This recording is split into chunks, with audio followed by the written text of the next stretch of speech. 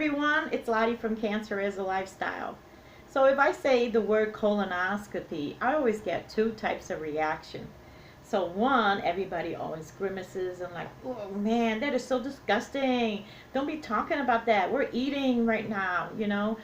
And then the other one is like, oh man, let me tell you what happened to my colonoscopy. So colonoscopy seems to have this really bad reaction whenever somebody mentions it. First of all, I want to say that, before my cancer, I was like everyone else. You just did not talk about gas or diarrhea or like colonoscopies, or you didn't talk about anyone actually being constipated or anything, because that just was like, oh no, don't do that. None of us pass gas. None of us have these issues. But once you become sick, like when I had cancer and all, and I'm sure other, chronic illnesses, what do we deal with? We deal with diarrhea, constipation, gas. It's like a normal way of life when it comes to the medical field. It's almost a part of everything that we do. So today I wanted to talk about colonoscopies. Now, remember, I'm all about preventive care and getting yourself checked, and if you're having issues, please go check, take care of yourself. So of course, I am going to be I am going to be 54 years old in a couple of days, and I have not had my colonoscopy yet until the other day. Now, why did I wait so long? Usually when you're about 50 years old, your doctor likes to send you for one. Oops, excuse me, hold on. Sorry about that, but I had my tea kettle on and it was going off, and I had to stop right in the middle of this video, so I apologize. Okay, where was I? So of course, when you are about 50, your doctor, your GP, will actually order a colonoscopy for you. Now, my oncologist is the one who ordered mine. And the thing is, during that time when I turned 50, 51 and all, I was actually going through treatment at that time. So of course I could not, I couldn't do it. Now I go to the hospital/clinic, that's where I go. So the wait for colonoscopy there is actually about 6 months or more. So here I am, I had to wait about 6 months until my appointment. So I should have had one last year, but what happened is, you need a ride home because they give you a light anesthetic and you cannot drive yourself home. They will not allow you to order a taxi, a Lyft, or anything. You have to have really a physical person, an actual person from your family or someone drive you home. Okay, it has to be someone and they're not going to put you on any kind of public transportation. So my ride was my son, and he ended up getting an emergency appendicitis at the right before my colonoscopy, and I think it was like 2 weeks before or something. And then, but we thought he would go have it done and he'll be home and he would have time to still come down and take me.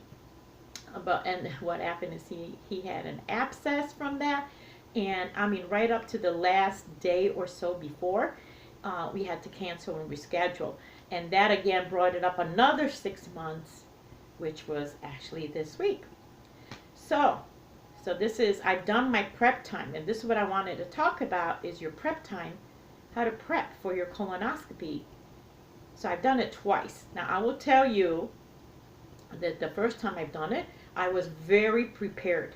And by that I mean I looked it up, because I did know nothing about it, and I have learned my lesson with the cancer that you need to research. You need to research what what you're going to have. If I didn't understand a test or something, I would go and research. We live in a world of social media where you can just look up anything you want and you will get all your answers. Well, you can at least debate. You have a lot of options to choose from. So I researched it, and I'm really glad I did. And also I went on my chronic illness group, and I asked them, hey, did anybody have this? What did you guys experience? And I got a lot of information. So the last time, 6 months ago, when I was supposed to have my colonoscopy done, I actually prepped really well. I did it well in advance. I actually went and first of all, you get your jug. And let me tell you, this is supposed to be a gallon. This is like a gallon and a half of this liquid that they give you. So I had it. And in fact, when I had to reschedule, they let me keep this because you don't mix this little cocktail until actually like an hour before you actually drink it. So I had this and I had it in my cabinet for 6 months. But back in the first time, I prepared myself really well. I went and got this ahead of time, my little cocktail. I also researched and I ended up getting some 7-Up. I don't have one to show you because we used it up. So I had my 7-Up that you could drink, and I bought myself different kinds of Jello. Now, technically, they tell you to get and use the green and the yellow Jello. They don't want you using the purple or the reds or whatever. But I did make red, and last time I ate some, but again, I didn't have my, colonoscopy then. And this time I made some, but I didn't eat it this time. And I made myself a big pot of broth. I made a huge pot of broth, and that's what I was eating. Now, it said, everyone told me, do not eat too much. If you eat very rich that day, the day before where you do your prep, it will be really bad for you. This whole cleansing that happens will be bad. So that day, and actually the first time, for the 2 days before my prep, I ate very light meals. The day before, I just stuck to my broth and my Jello, and that's all I had. But you can have popsicles. I think give you like a list of things that you can eat, and so they really are very informative when they give you the paperwork. They call you right before, a couple of days before, and they actually tell you what to do and not to do. I mean, I had really good experience with them. So mind you, this time around, I did everything at the last minute. Now I'm comparing the two because, like I said, last time I was very well prepared and I was not hungry the day that I was preparing, but I just didn't do the cleanse because my son ended up, mom having an abscess that same day and going back to the hospital. So I did not drink any of this liquid yet. But this time I did everything at the last minute. I didn't make my broth till the day of, my prep time. I didn't make my Jello till the day of. And I was hungry the entire day before. I just felt so hungry. Even though I'm eating my Jello, I'm drinking my broth, and, I was drinking my 7-Up.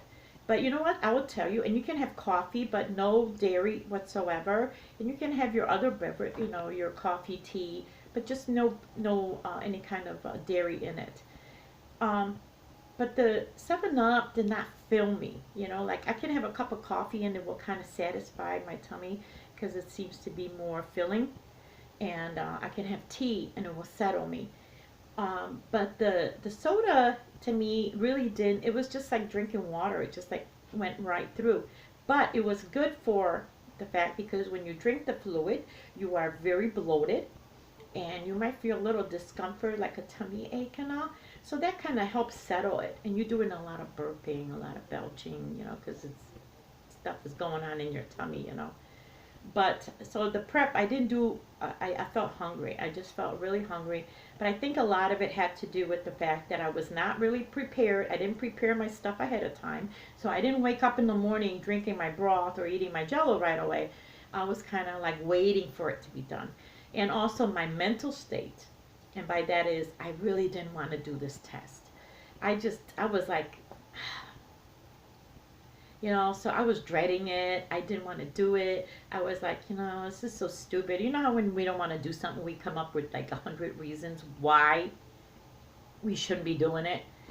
So I was just hungry. I was hungry. But mentally, I just didn't want to do it, But now the prep itself, because I was eating only the Jello and only the broth, the prep itself, once I drank this fluid, and let me tell you, first of all, ill. Now, I have spent 11 years doing CT scans every 3 months and drinking that awful liquid, and I was fine. And I have developed actually a tactic on how to get through drinking that liquid. for the CT scan. And that's awful crap, I'm going to tell you. I would just down it. I would just drink it nonstop, like just hold my nose and like drink it. So I tried doing this with this little cocktail here. Let me tell you, when they give you a lemon flavoring. So I put my lemon flavoring in, and I'm holding it up, and it smells so pretty. It smells like lemons, and I'm like, oh, this is gonna taste okay. It smells like lemon. Let me tell you, I could not down this 8-ounce glass. You're supposed to do it 10 to 15 minutes, 8-ounce glass. Half of this the night before. The other half, they had me drink it 3 hours before I was actually heading out the door for it. But let me tell you, this thing was disgusting, disgusting. I could not down that glass like I used to, like I did with my CT scan stuffs. Oh my gosh. I was ready to gag, and then it lingers, like in your mouth for like, ugh. Be prepared for that. And they had actually advised you to put it in the fridge and chill it. And they tell us, now this is huge. They claim this is a gallon. I tried to look on this bottle for how many ounces it says it is. I could not find it anywhere. But this is not a gallon. This is a gallon and a half, okay? I don't care. This thing would not fit in my refrigerator standing up. I had to lay it down flat. That should tell you just how tall this bottle is. Besides that, it only gave it an hour. They wanted you to prepare it. Like I had to drink it at 6 p.m. They had me prepare this at 5 p.m. and put it in the fridge to chill. But I will tell you, this jug was not chilled in 1 hour. So it was still lukewarm.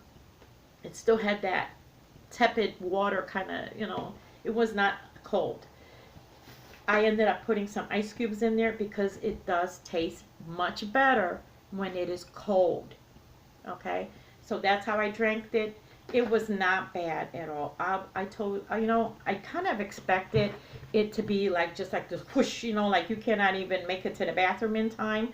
But it was nothing like that. Now, I am told by by the technician there, the doctor that was doing my colonoscopy, that it's because I prepped the right way. I did not eat solid food. I did not eat anything rich, that I stuck to the jello and the broth, and that made it easier, and it really was. There were no, I did not have any like, oh my gosh, I'm not going to make it, whatever. It was but then I also, I stayed in an area where I was closer to the bathroom. So, oh yes, I forgot to show you another thing that I prepped, and everyone that had this suggested to me, is to actually get some Preparation 8 wipes. Now, I also bought these, and I bought the Equate version of them. And the only difference I can tell you that I have seen, they're both medicated wipes. They both do the same thing. Only thing is the price. The Equate wipes are actually $1 cheaper. So, doesn't really matter with the name brand and all. And I did not have to, it wasn't that bad, but I did use them just so I would not be irritated. Okay? So I did use these when I would go to the bathroom. And, okay, so let's see, what else do I need to cover?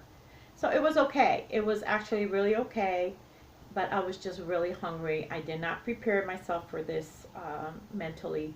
I think I was in a better shape the first time. I will tell you the test itself was really, really interesting. I just, they gave you a little,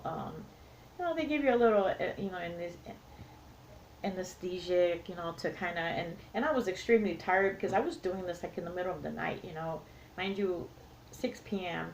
and every 10-15 minutes you're drinking an 8-ounce glass till you get to about half. And that usually is about an hour and a half it takes to do that. Then, then I had to do it 3 hours before I left, so to the doctors for my appointment. So I got up like 1 o'clock in the morning because I was a little worried. I didn't do it, I have to leave like an hour and a half before I, to get to my appointment. So I didn't think I would have enough time to do that cleanse. So I got up at 1 in the morning and I was doing my cleanse and I was done, so then my body would have time to stop, okay? And then you can't eat nothing after that at all. can't eat nothing, drink nothing, nothing. So I was really tired when I got there, and I thought that the minute they would give me something that I was going to just doze off sleeping, and I didn't. I was like wide awake because you know what? It was really interesting what he was doing. They pump you up with, they put a lot of water and air while they're doing the procedure in you. So, but they have this big screen, and you're actually looking inside, you know, your colon on. It's really interesting. And so I was like all up, and I was like asking him questions, and oh, what is that, and what is this, and what are you doing now, and I was like really wide alert, and he's like, "You're not asleep yet? You know, give her some more stuff. She's talking too much." But I thought it was really interesting, and they actually give you the you know, some pictures of it, of your colon and all. So if you really interesting. I found it very interesting. Again, the technicians and all the medical team involved were wonderful. I've never had a bad experience with well, I did when I had my cancer the first time. I met some really rude medical staff, but not anymore. They were wonderful. I will tell you that the minute the procedure is done, because you are full of, you know, the water and the excuse me, and the air that they, you know, with the that they put in, you know, into your colon there, that you will have gas, and but there is nothing in your colon, so there's no odor. But it's almost like if you, the way my son said it, it's like when you blow up a balloon, right? You put air into a balloon and then you let it loose. It's like it just, and that's all. I mean, you cannot even control it. That's all you're doing. It's like little bubbles just escaping. And my son was like, "Mom, did you like fly into the air like a balloon? Did it lift you off your feet?" No, but you will be like, you will have that sensation for the rest of the day.